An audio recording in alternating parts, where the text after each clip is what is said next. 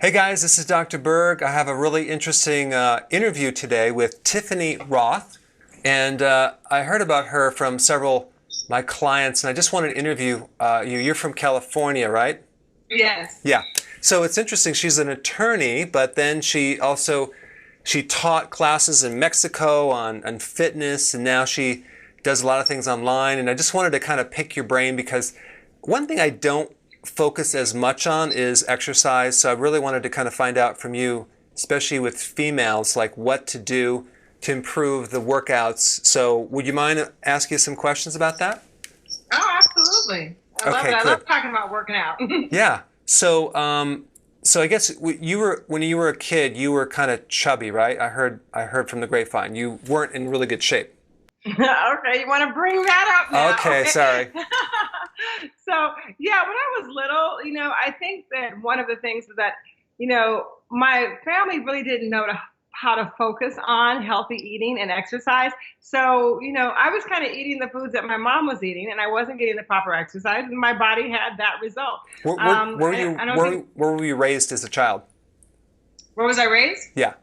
In California. Okay, I got it. Yeah, So was it? I'm LA I native. think people assume that when you're in California that it's all health foods, but it's probably similar to the Midwest where I was raised. It's probably the same meat and potatoes, but I don't know. Well, I think right now, over the last 20 years, as a community in general, we've gotten a lot more access to information about how to eat healthy and how to exercise than existed in the past. I mean, it's sort of something that's been developing over time, especially with, the internet. We can get the message out there a lot quicker about how to be healthy or how to do great workouts. Back then, it was sort of like you just go on a diet and you eat grapefruit. I remember my mom was doing the pineapple diet, where she ate pineapple for 3 days. So I ate pineapple for 3 days, and you lose weight, but it's not sustainable. So I know. I I know. think it's just really the knowledge that we have in this day and age allows us to make better choices when it comes to food and exercises that really wasn't available back then, at least to my mom.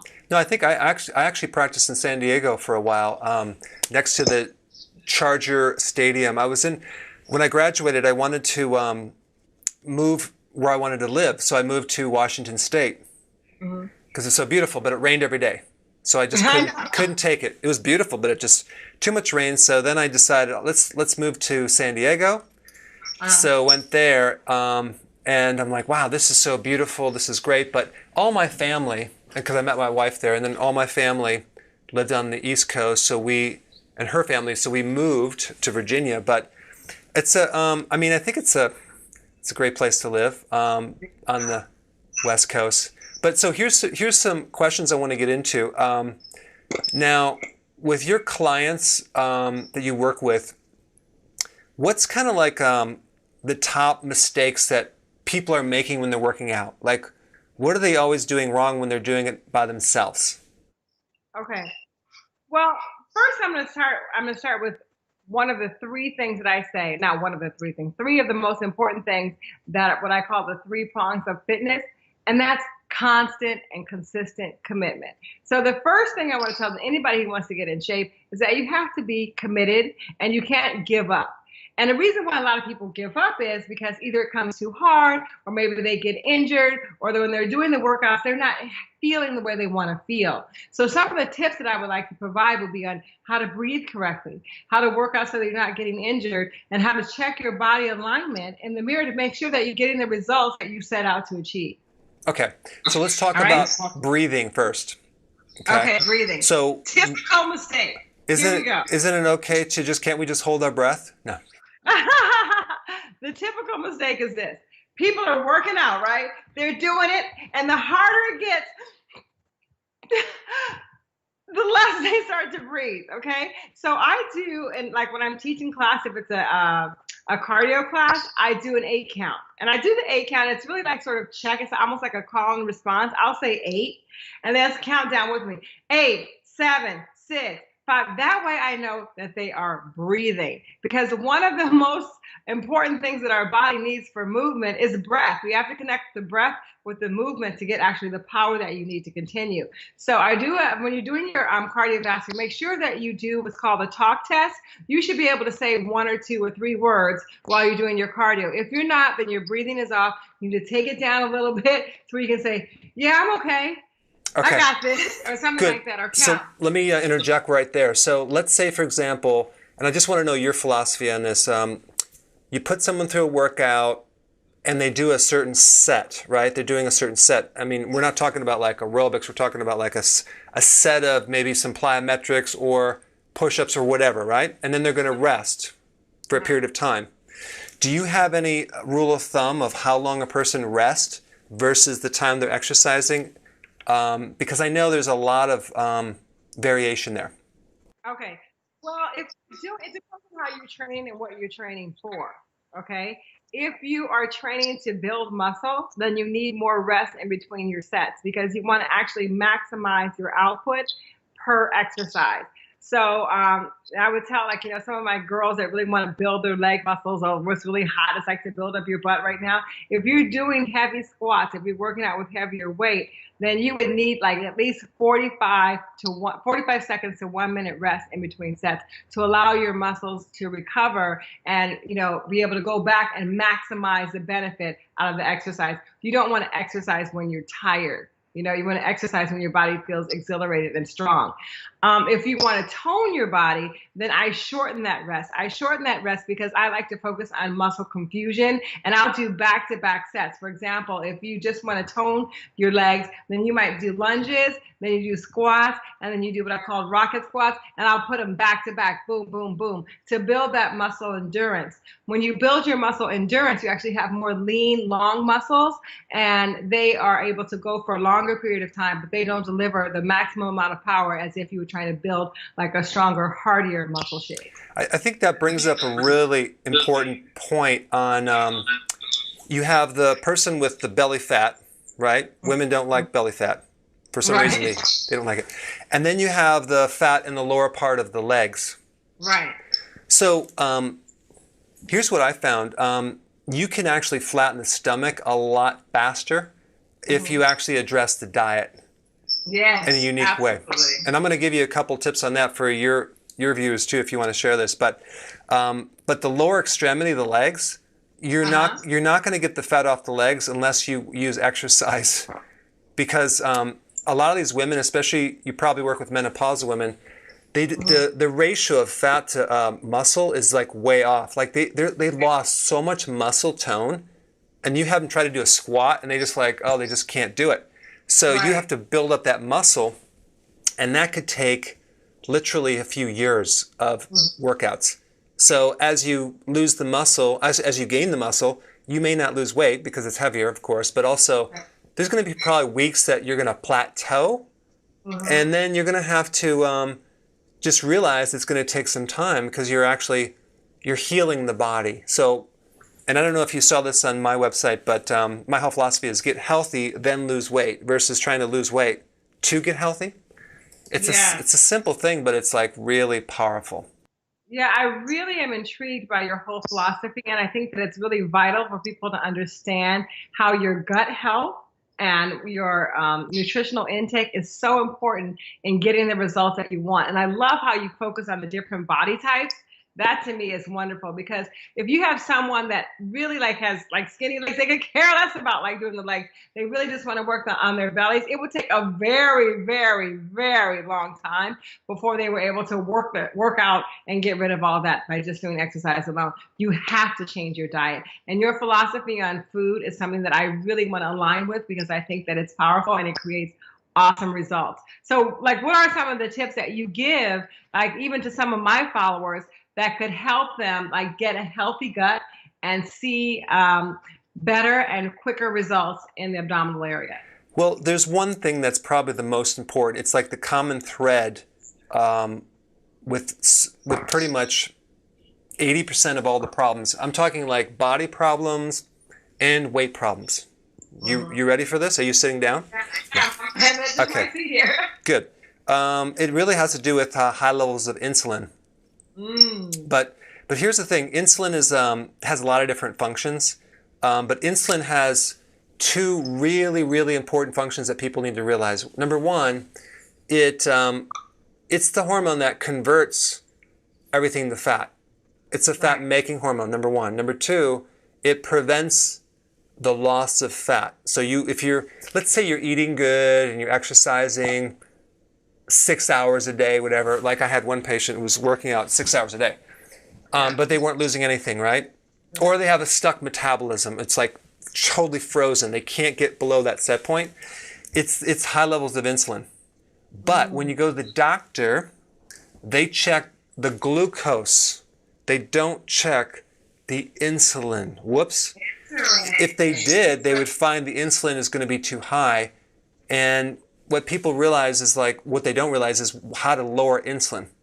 Right. You can actually, you can help someone like losing weight way more by addressing that than exercise. Exercise will help, but if you actually address the insulin, you'll really drop down the weight a lot faster. You get leaner, you get stronger, really fast. So that's like the most important thing you need to kind of focus on if you're trying to get lean body mass, if you're trying to fix your metabolism, is lower insulin. So then I have How do you do that? How do you do that? So do you have any idea right now like what you would do to lower insulin? Do you have any ideas? I'm just asking before I tell you. Okay. Well, I would say number one is to reduce your sugar intake and your simple carbohydrates. Good. Yes, that's number one. So you want to reduce your carbs, the ones that turn into sugar really fast. So that would be all the breads, pasta, cereal, crackers, biscuits, waffles, pancakes, muffins, sodas, juice, those. Right. And then you'd have alcohol. But then you also have a lot of the hidden carbs as well, like fruit. I'm sorry. So because what happens, fruit Don't is... say fruit, not the fruit. I love fruit. Sorry. But what fruit will do is it doesn't actually address the blood sugars directly because it's fructose. It actually has a different pathway, and it throws you off through the liver. So it will eventually affect the insulin, but not directly. So people say, oh yeah, it doesn't affect the blood sugars. Yes, it does indirectly. But so we have that, right? But that's like half of the answer. So people on a low carb diet, they might be successful somewhat, but they're not 100% successful because there's something else that's equally as important. Do you want to know about this? Yes, I'm on the edge of my seat. Tell me. Okay. It has to do with every time you eat anything, you raise insulin. So it's the frequency of meals. The frequency of meals. So I used to promote and push in my old book, oh yeah, you need to consume 6 meals a day, 3 meals with snacks, right?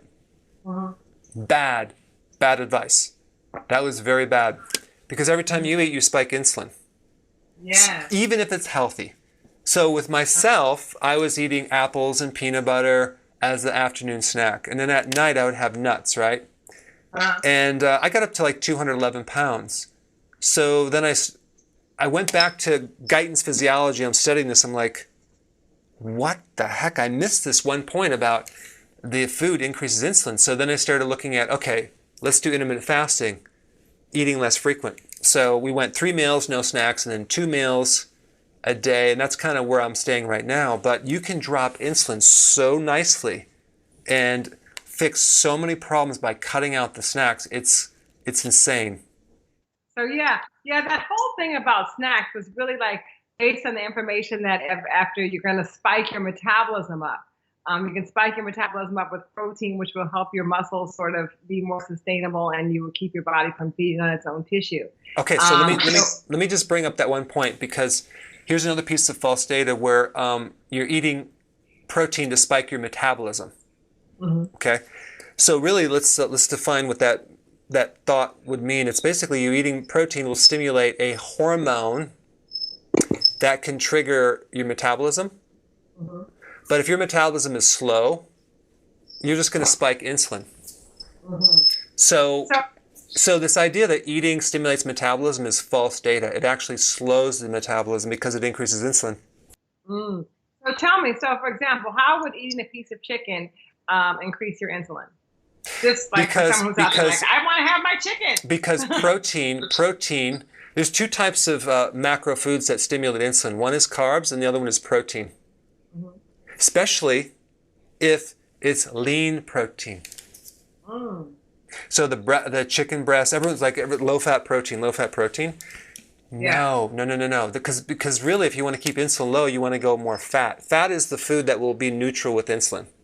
Can you explain why? Yeah, because our bodies, one of the functions is insulin actually helps you build muscle.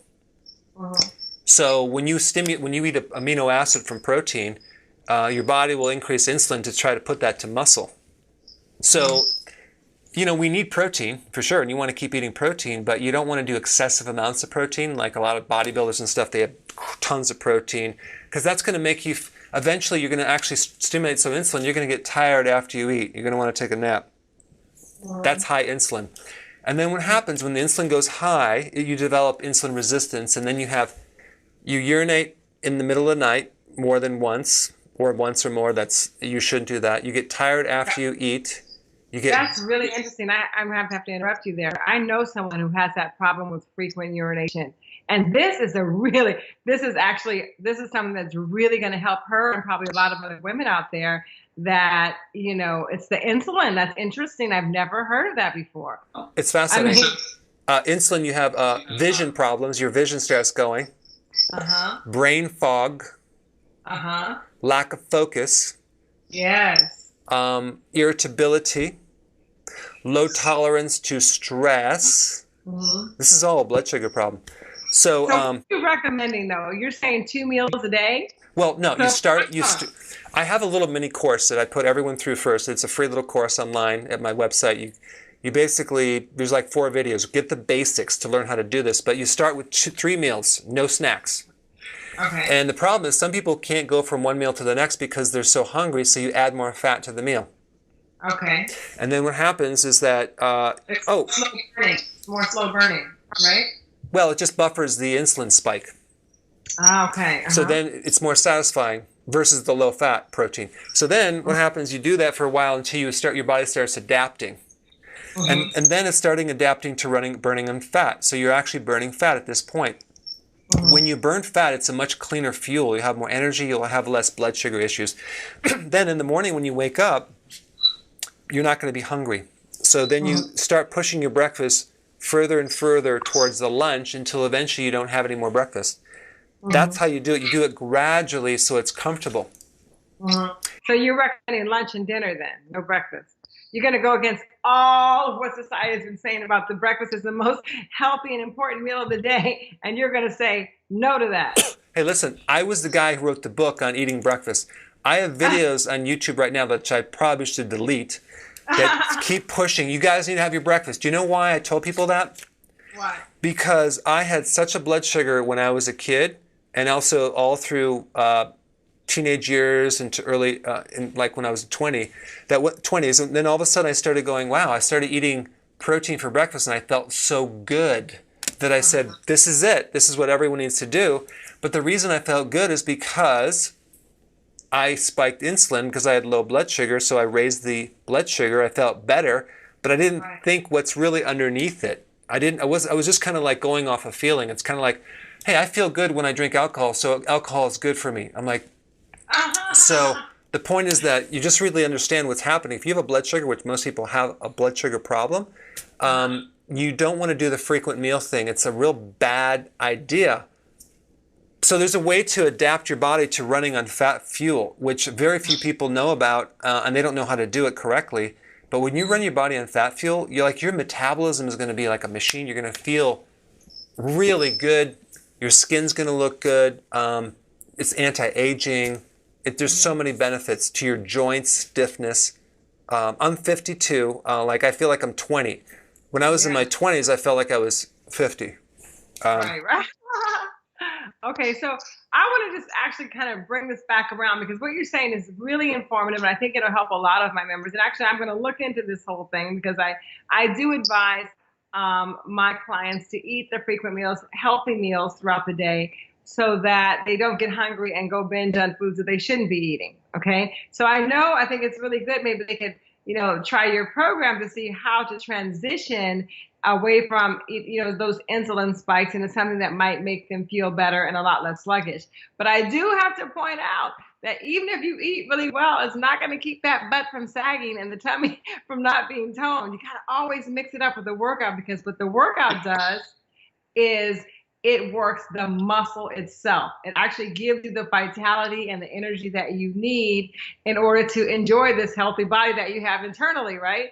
Externally, you can do more stuff, you're more agile, you have more energy, and when you have more muscle tone, that increases your metabolism as well, right? Don't you agree with that? Yeah, it does. You need exercise for sure, and actually exercise builds the muscle, which then will increase your calories burned. Okay, you'll burn more calories, right? But let me just talk about that for a second, because that's another confusion. People say, I'm going to build up my muscle so I can have a better metabolism. I go, okay, so you're going to burn more calories, but what calories are you burning? And they'll go, well, all calories. I'm like, no, you're going to either burn sugar calories or fat calories. Do you want to burn fat calories and not just the stored sugar? Then you're going to have to lower your carbohydrates, because if you're doing the whole carbo thing and the fruit thing, you're burning up calories, but you're only burning up stored sugar calories. Now, check this out. So sugar calories I'm talking about stored sugar as glycogen in the muscle and the liver. When you store glycogen, you hold a tremendous amount of water, because one glycogen holds 2 molecules of water. So it's like a sponge of water, right? So when you cut the carbs down, you're going to dump a lot of fluid out of the system. You'll lose weight, water weight, and you're like, wow, I lost all this weight, right? And then you eat the carbs back and you gain the weight back. And then you do the exercise. So exercise will dump the water because you're burning up the glycogen. You dump this water and you start going up and down, up and down. You're like, why can't I actually just get all this weight off? Well, because you're running your body on sugar. So if you were to just convert your body to fat burning, not only would you dump the water, you would lose fat. And then here's the point that I really wanted to tell you about. You're into muscle physiology. You're into building more lean muscle because that's important. But when you have high insulin and high insulin resistance, which makes insulin not work, you can no longer build muscles. That's why the diabetics are flabby and they can't get toned even if they work out, because it takes healthy insulin to work, absorb the protein. Insulin controls protein. So in other words, by doing this program I'm talking about, you can actually fix the muscle, help the absorption, burn more fat, get rid of the fluid retention. It's just an overall really dynamic thing to do.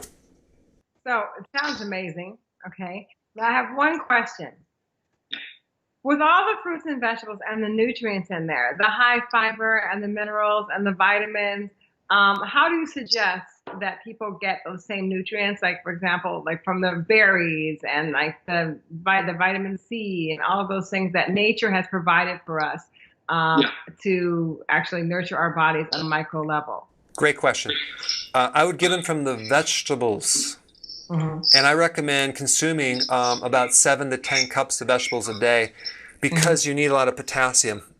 And like people, like I actually went to the restaurant I think about a month ago, and they brought me the salad. It was a 1 cup of salad. I'm like, I need a bowl. So my salads are huge.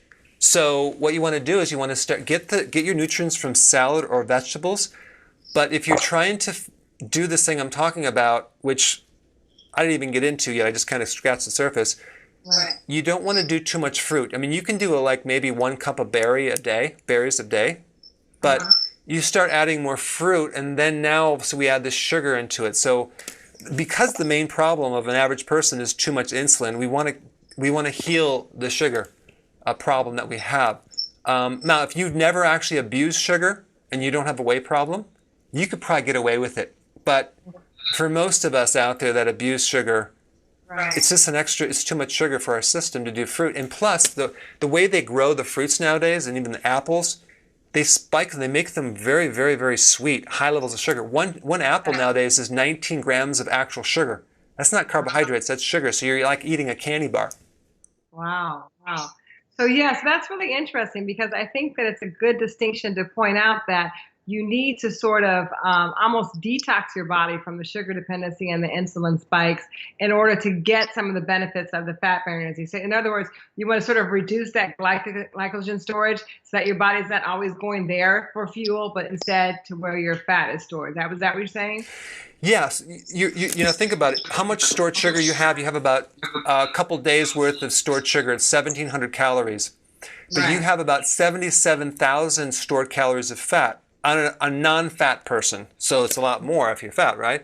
So our bodies were designed to run on fat fuel as the primary fuel, not sugar. It's only in the last, couple hundred years that we're, not a couple hundred years, but basically it's only recently that we've been focusing on so much sugar metabolism and not fat burning. But when you start switching over and converting your body to running on fat fuel, you will never go back because your cognitive function is going to be better, your memory, your metabolism, your whole mood will change. Your emotional state will change. You'll feel better. And so because the brain gets its energy from either the blood, because it can't store sugar, so it gets its sugar from the blood, which if it's too high or low, it's going to be a problem. Right, exactly. But if you run your body on fat, which is called ketones, thus the ketosis, your mood, your cognitive function will like totally change, and you'll like, I feel so good. And then you go back to your sugar thing, and you're like, I feel like crap right now. So, but you have to prove it to yourself. For some of my viewers out there who are listening to this and they're very intrigued as I am, how long does it take? Because that's a question I always get with fitness. How long does it take before I'm going to get results? How long does it take before I can see an actual difference? How long will it take before they can actually feel a difference from these little adjustments that you're suggesting? Well, it depends on what kind of problem you have. Like, for example, if you have weight problems, you'll probably dump the fluid out and you'll lose like 5 to 10 pounds in the first week or two. So that you'll be like, wow, that's dramatic. But as far as energy goes, it could take anywhere between 3 days to a week to up to 6 weeks to fully adapt to fat burning. And if the worse the blood sugar problem you are, the more diabetic you are, the more pre-diabetic you are, the longer the transition period is. But I have a lot of videos on how to make it smooth and easy. But you're going to notice some real nice changes within 3 weeks. But if you do this, 3 days. But if you do this too fast and you're not doing it correctly because you didn't watch the videos all the way through and maybe you don't know about this or that and you're not eating enough of this, you're going to go through a period of like transition where you might have like called a keto flu. You might feel kind of run down, or keto fatigue, or like, oh my gosh, because you didn't do it correctly. So the way I teach it, it's a healthy version. You do it gradually, and you shouldn't feel bad. You should feel really good. And so what's your philosophy on exercise? Because I know that a lot of my clients, when they're working out, a lot of times if you're making a big change, like in your diet, you might feel a little more sluggish.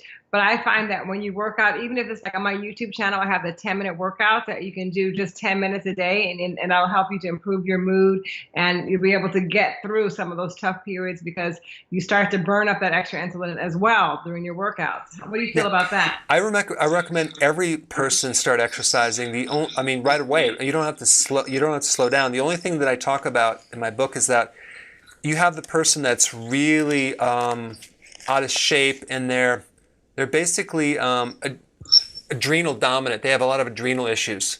Like they go up the stairs and they're out of breath. And they just let their body go. And they don't sleep.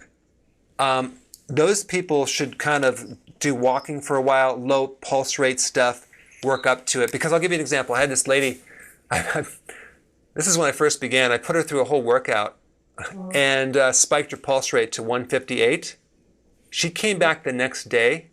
Her pulse rate was 158, and I'm like, oh my God.